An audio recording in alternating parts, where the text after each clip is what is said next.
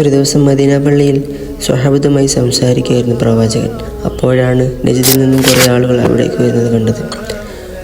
അവരുടെ വേഷവിധാനങ്ങൾ കണ്ടപ്പോൾ പ്രവാചകനാകെ സങ്കടമായി. കടുത്ത പട്ടിണി പരിവട്ടം കാരണം കീറത്തുണി കൊണ്ടായിരുന്നു അവരുടെ ശരീരം അവർ മറിച്ചിരുന്നത്. ആ കീറിയ ഭാഗങ്ങൾ അടയ്ക്കാൻ തന്നെ അവരുടെ പക്കൽ ഒന്നും തന്നെ ഉണ്ടായിരുന്നില്ല. അവരുടെ സങ്കടം കാരണം പ്രവാചകന് അത് കണ്ടു നിൽക്കാനായിരുന്നില്ല. അവർക്ക് എന്തെങ്കിലും കൊടുക്കണമെന്ന് വിചാരിച്ച് പ്രവാചകൻ അവരുടെ ഭാര്യമാരുടെ വീട് വീടാന്തരം കയറിയിറങ്ങി. പക്ഷേ പ്രവാചക ഭവനങ്ങൾ ഒന്നും തന്നെ ഉണ്ടായിരുന്നില്ല. അതിലേറെ സങ്കടത്തോടെ പ്രവാചകൻ പള്ളിയിലേക്ക് തിരിച്ചു വരികയായിരുന്നു.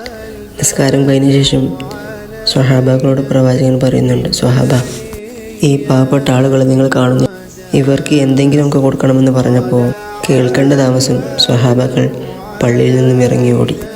വീട്ടിൽ പോയി കയ്യിൽ കിട്ടിയ സാധനങ്ങളെല്ലാം എടുത്തു വന്നു. പള്ളി നിറയെ ഭക്ഷ്യവസ്തുക്കളുടെയും വസ്ത്രങ്ങളുടെയും ഒരു കൂട്ടം തന്നെ ഉണ്ടായിരുന്നു. അത് കണ്ട പ്രവാചകൻ തൻ്റെ സ്വഹാബത്തിനെ ചേർത്ത് പിടിക്കുകയായിരുന്നു.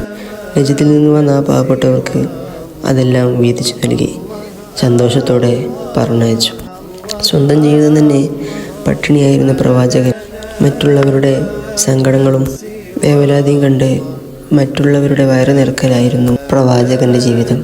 അതായിരുന്നു പ്രവാചകൻ.